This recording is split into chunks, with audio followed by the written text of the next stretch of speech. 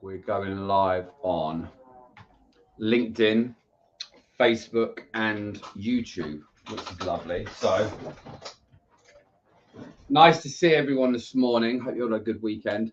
We're going to be keeping this short today. We're going to be talking about words to avoid in sales and selling. Now, it doesn't mean that if you say this one word once, that you'll never get a deal. But if we're trying to become the most effective as possible, there are certain words, and I don't like the word trigger, but there's certain words which people have less of a positive attitude towards. So if you're going into a pitch, a presentation, a conversation, and you know there are words that are preferred by other people to use, it makes sense to use them. And that's really what we're aiming to do.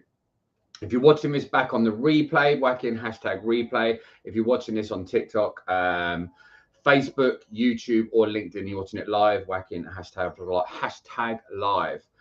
We're aiming to be in here as much as we can, if I can learn to speak, on a daily basis to provide small snippets to either realign, enable you to remember things you might have forgot, or if you're new and just not getting the results that you want, we want to make sure that you're getting out of your job, your business, your career, the things that move the needle.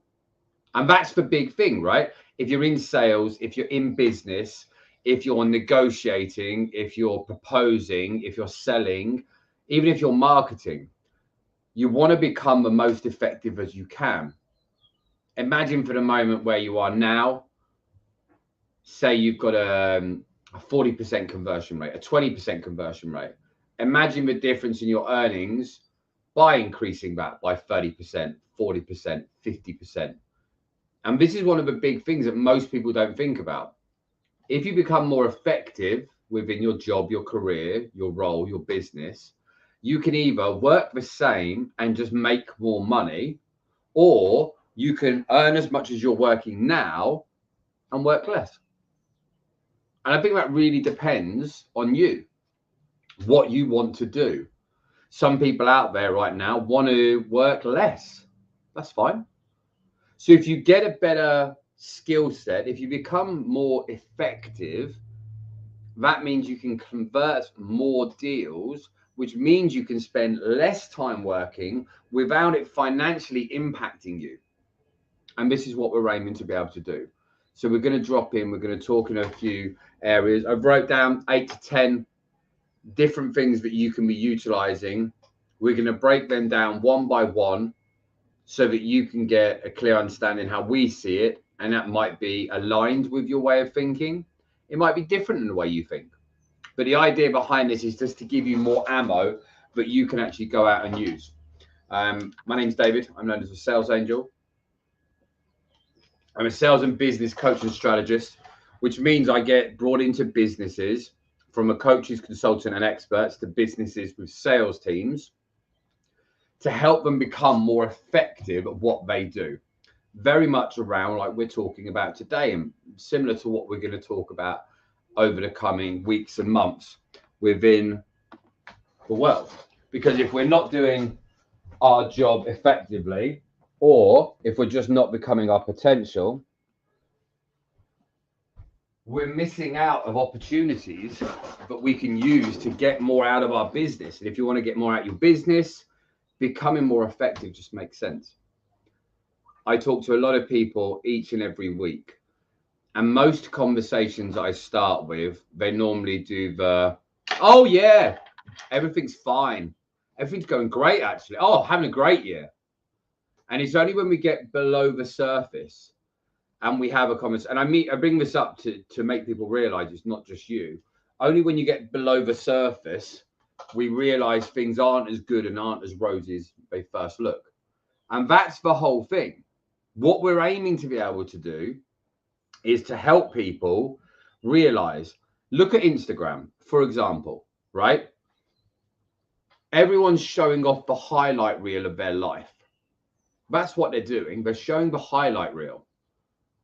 And we get used to seeing it every day, and we start thinking that's their normal life.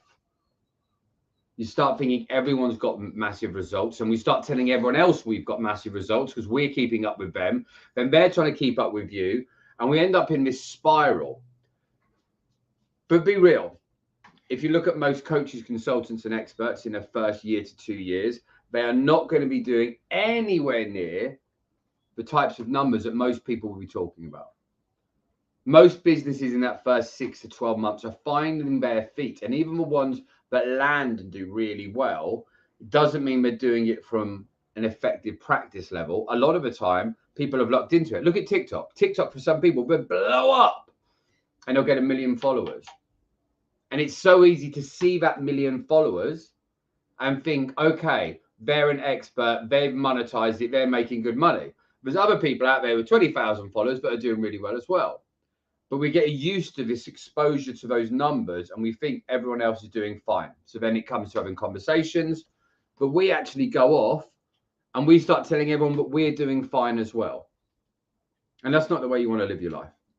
If you're not doing well, if you're not getting the results, if you're not hitting the numbers that you know that you could, take the time and come into these types of lives, these conversations. Anyone who wants an additional training, you can go to closedealstoday.com. There's a 32-minute masterclass there you can grab for free. You'll get a couple of emails off us over the space of coming weeks. But again, we want to show you firsthand exactly how and things that you can do. Because if we've got this big vault in the background that can help your business, us giving you a few things now to start with to help move the business forward from where it is now to that next level just makes sense to us. And that's the aim behind today. We're going to talk about some of the top words to avoid, why to avoid them, and a little bit about the psychology behind it. We're going to be about 20, 25 minutes, not much more than that, just because we've got more client calls. But I wanted to hop on just to say hi, hope you had a good weekend.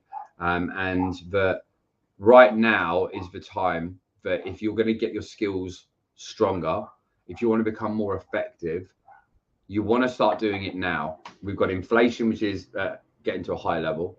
We've got fear of recession. You've got companies that are panicking. And if you're selling B2B, that means that they might be tightening their purse strings. If you're selling to a B2C market, people are less certain.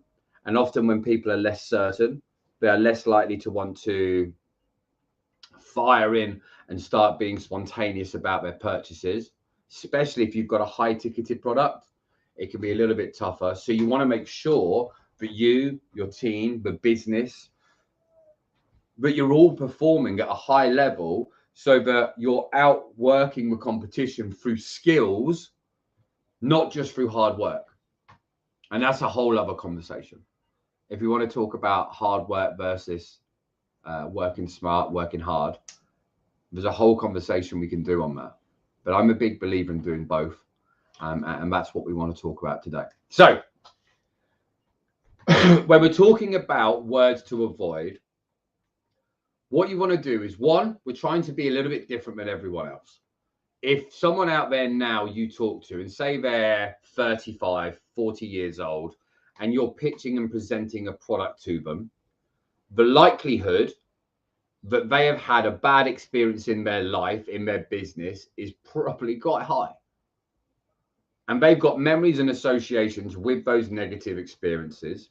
So what we want to do is, with any sale, with any presentation, with any negotiation, with any pitch, we want to increase the flow whilst reducing the resistance that goes into that, right? So if we want to increase the flow but reduce the resistance, now there's a real gap between it. And this is where you can really get a big amount of performance. So if you can increase the flow by using better, more preferred words that your clients, your buyers, your customers like, and you can reduce the drag or resistance by removing the words out there that don't hit the notes with them, you're increasing your likelihood of success. And if you can increase your likelihood of success, people are far more likely to feel to a level of comfort they can effectively make a buying decision without concern. And a lot of the time, it's the language that you're using that makes a big difference. If you were on the live last week, you'd have heard me talk about this phrase, I never told you to kill them. And this is a sentence we use in sales training, especially through Tusta. And that just means by changing the tonality on one singular word can massively change the implied or the implication of what you're trying to say. If I say I never told you to kill him, or I never told you to kill him, that's just a little bit of tonality on two words, but you get a different impression about what they're trying to say. And that's exactly the same within your business. And we'll do a big part on tonality in the coming weeks, so make sure you're tuning in for that. If you do want any further details on some of the stuff that we do or how we can help, we've got a huge amount of trainings, closedealstoday.com, or drop me a DM or a private message on Instagram, Facebook, or LinkedIn. We're happy to send it all over for you and for your team. Just let us know if it's you or whether it's your team and the products that you're selling at the moment. And we'll happily send over some of the trainings that we've got so that you can go from where you are now just up to that next level, if we can give you a boost up. And the main reason behind this is just to let you know,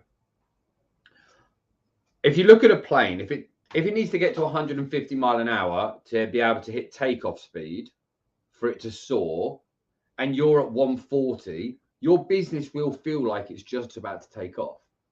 And sometimes these little free trainings will help you get off the ground. And then you go, that worked. I need more help. And then you take more action. And then we can accelerate your growth even steeper, even faster, so that you can get your business to grow to its potential.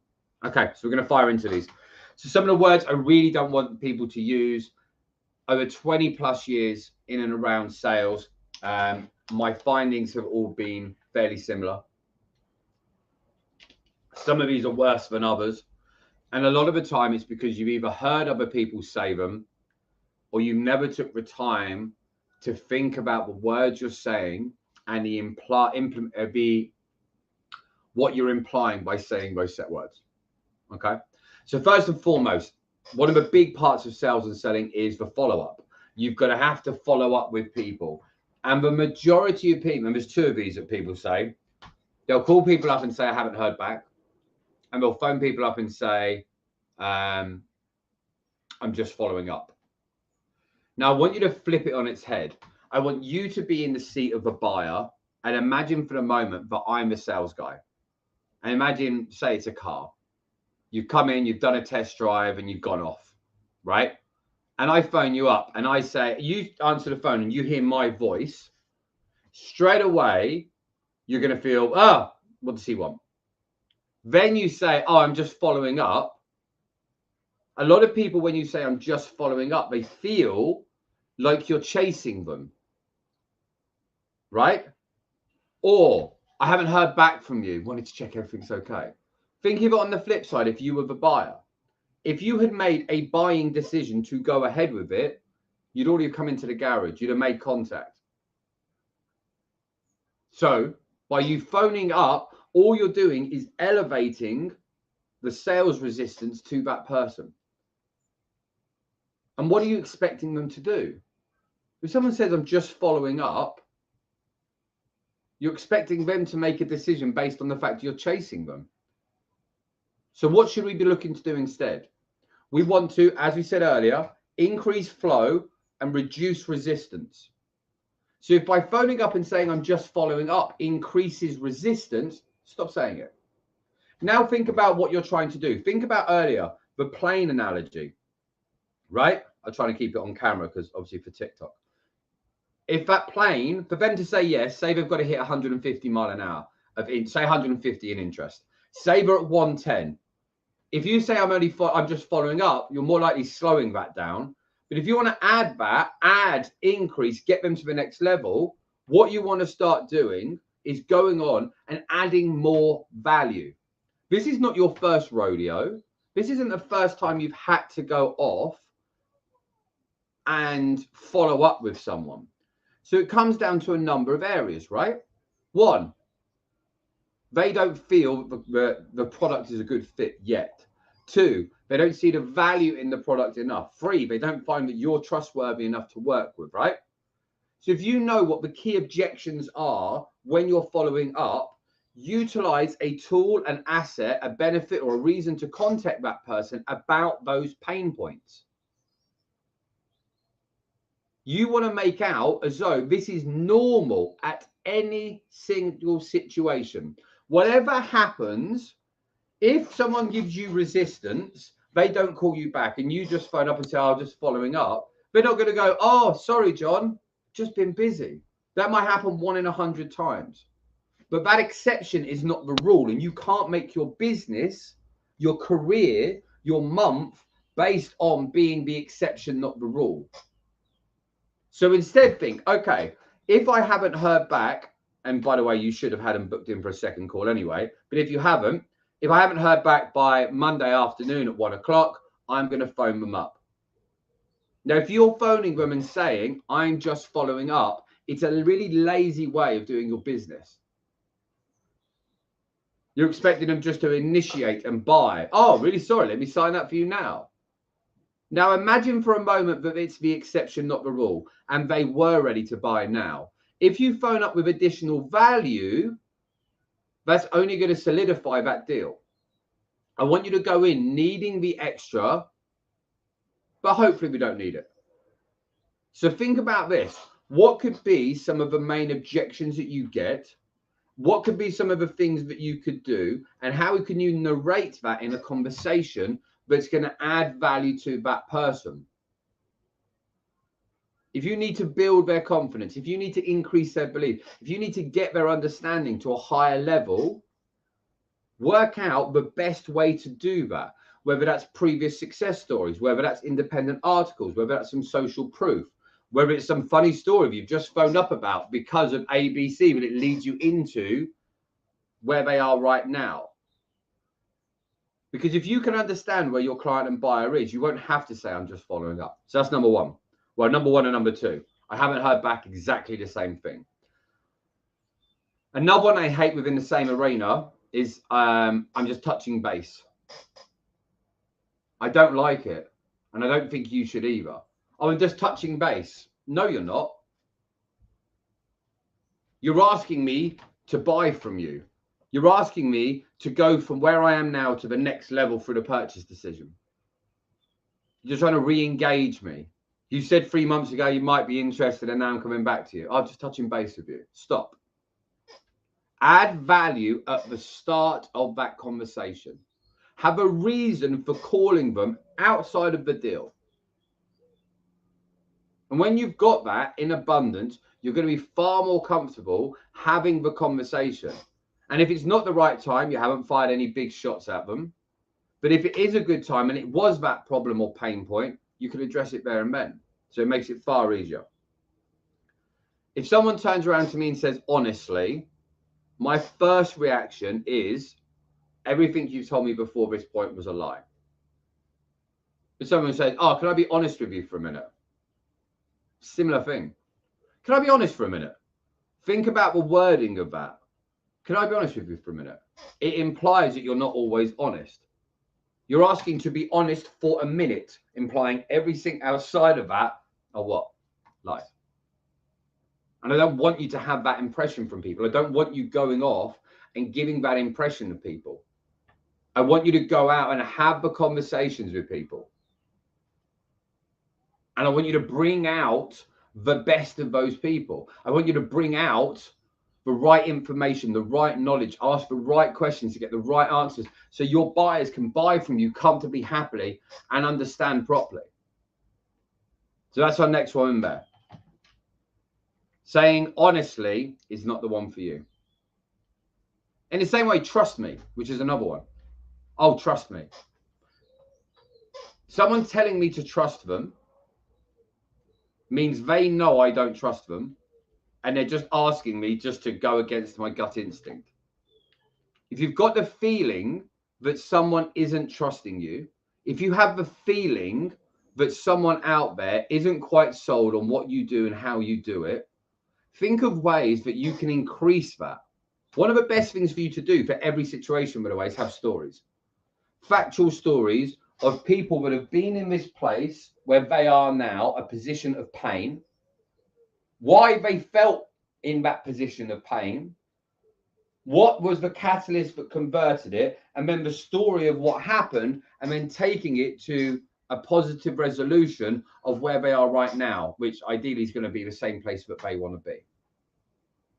And it's really important that we take the time to think about how you're going to deliver these stories, these conversations, because a lot of people out there, and I work on my storytelling all the time.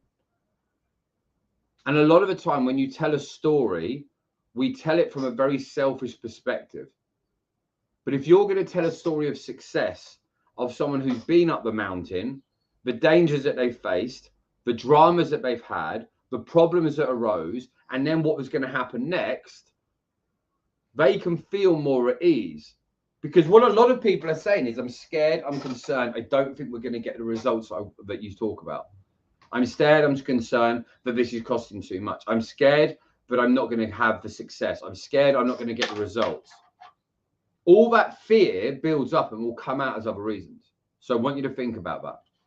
A couple of final things I want you to avoid saying. Avoid saying contracts. Unless you are purposely trying to get objections from people, avoid saying contracts. Most of us out there have been in a situation where we've ended up in a contract and regretted it afterwards. If you're talking about paperwork, it's different. But by talking contracts, people think length, tied in, trapped. And again, this isn't for everyone, but if you're going to look for building rules instead of looking for exceptions, it makes sense for you to do these things now and every time, so that the people that are the rules, not the exceptions, it won't affect. And the people that do feel that this makes a difference, you still get those results. It's good to see everyone coming in, by the way. Hi to everyone on TikTok. Hey to everyone on LinkedIn, Instagram, and on YouTube as well. So the final couple we're going to talk about. Cheap is one of them. Think of the association of cheap that we have.